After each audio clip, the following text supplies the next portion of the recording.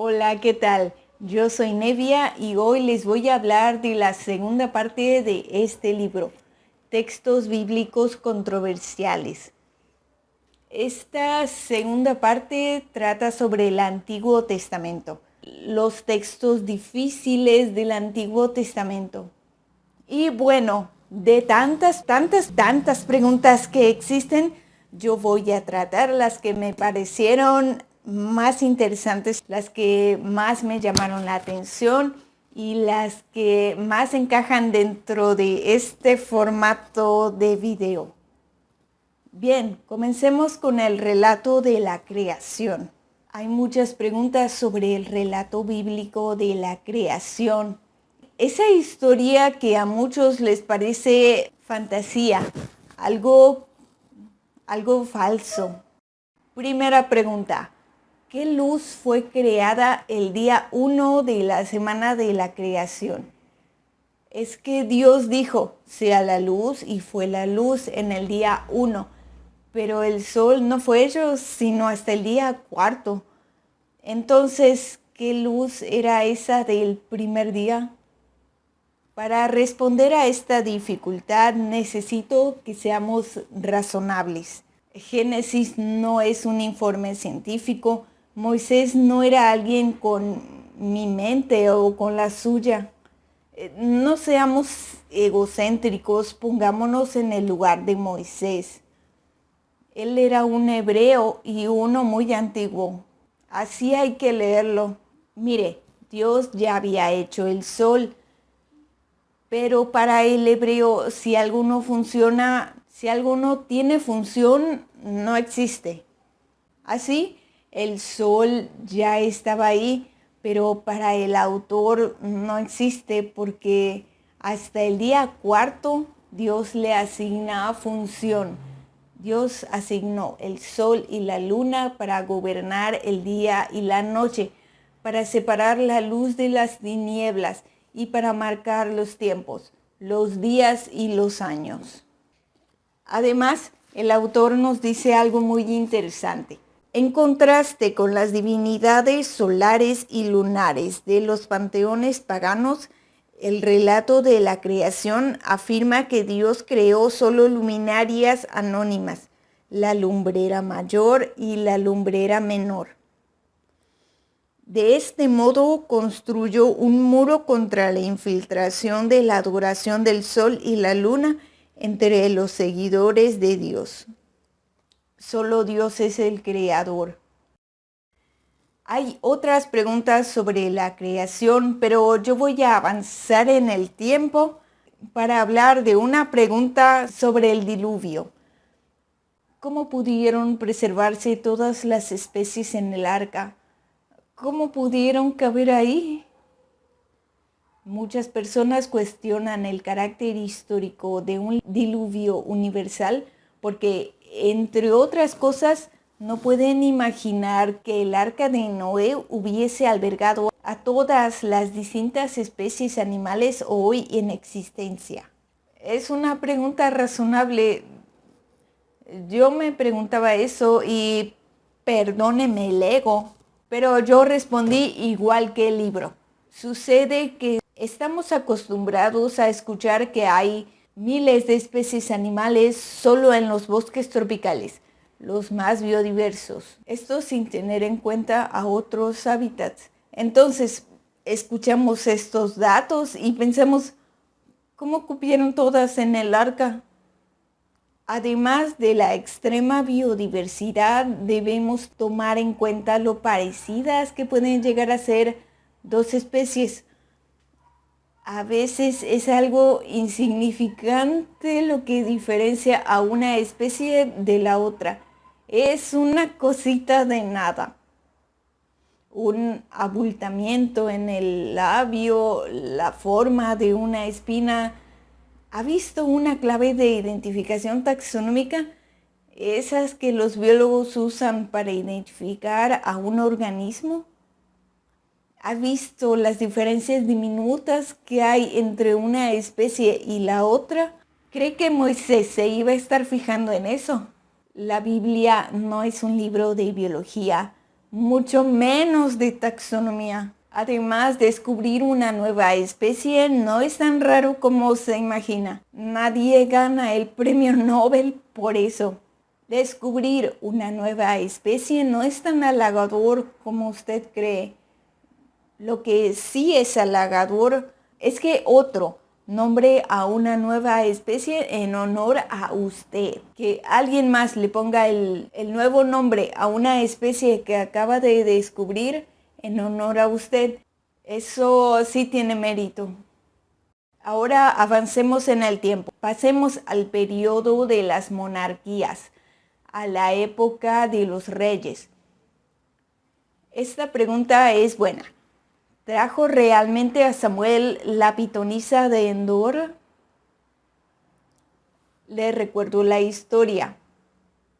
El rey Saúl está en guerra. Pronto va a entregar el reino a su enemigo David, el pastorcito.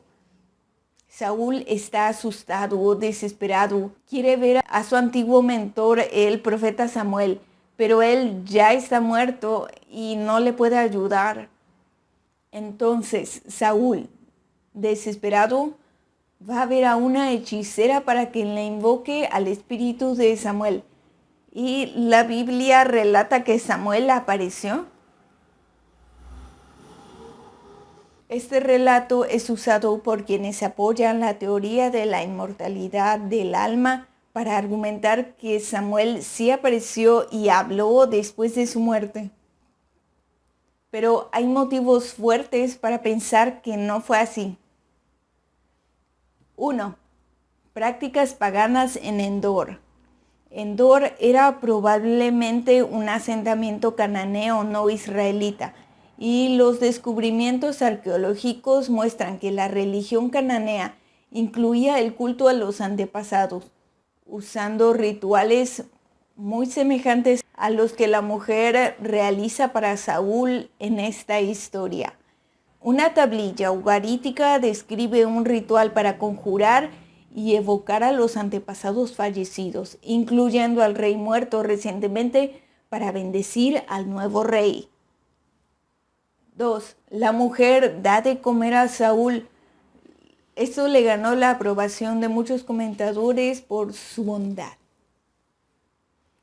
Pero el autor bíblico describe la matanza del animal no con el verbo tabá, matar para comer, sino con el de matar para sacrificio, degollar para sacrificio. Sabá. Lo que la mujer está haciendo es un acto de degüello ritual cultural. 3. Aumenta el castigo de Saúl. Este supuesto Samuel aumenta el castigo de Saúl por los antiguos pecados que ya habían sido tenidos en cuenta. El sacrificio desautorizado de Saúl y su toma de despojos ya habían sido castigados, quitándole su realeza. Pero ahora Samuel agrega que será entregado a los filisteos junto con sus hijos y todo su ejército. Este mensaje parece calculado para doblegar a Saúl con culpabilidad y temor, aplastando toda posible esperanza de arrepentimiento. Este mensaje a mí me parece muy cruel. Tú lo lees y sudas frío. Al día siguiente, Saúl comete suicidio. Este mensaje no concuerda con el carácter de Dios ni con el de Samuel. ¿Recuerda la historia del pequeño Samuel? La de habla, Señor, que tu siervo escucha. Le recuerdo, Dios le encargó a Samuel que le diera un mensaje al sacerdote Elí, pero ese mensaje era desagradable. Era una mala noticia sobre sus hijos desobedientes. Samuel le rehuía esto, no quería. Elí tuvo que encararlo y jalarle la lengua para hacerlo hablar. No creo que este Samuel le haya hablado tan cruelmente a Saúl. Él era su amigo. ellos eran amigos y esto no encaja.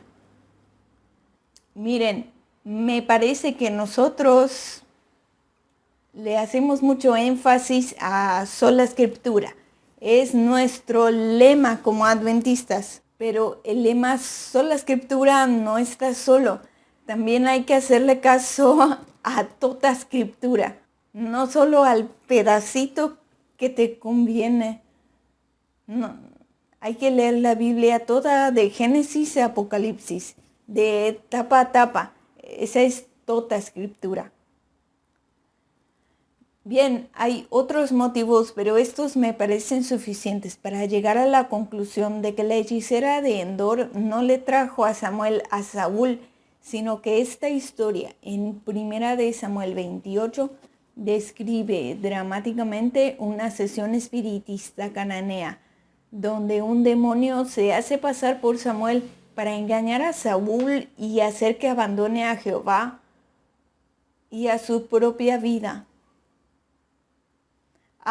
Y yo tengo otro argumento para probar que este no era Samuel. Este no lo leí en el libro, yo lo pensé.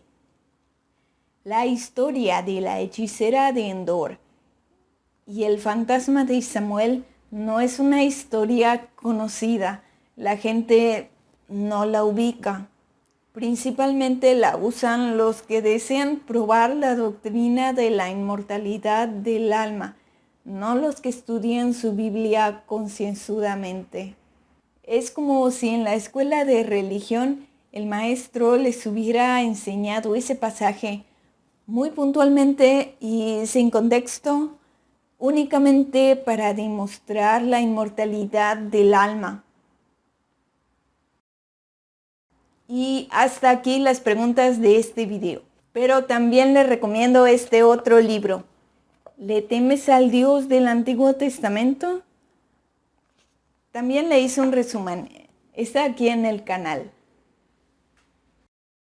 Yo espero que le llegue a gustar el Antiguo Testamento tanto como a mí. De hecho, se me ocurre algo. Mire, a mí me gusta que me hagan preguntas de la Biblia. Entonces, si usted tiene una pregunta sobre algún pasaje de la Biblia, déjenmela aquí en los comentarios y yo le voy a responder.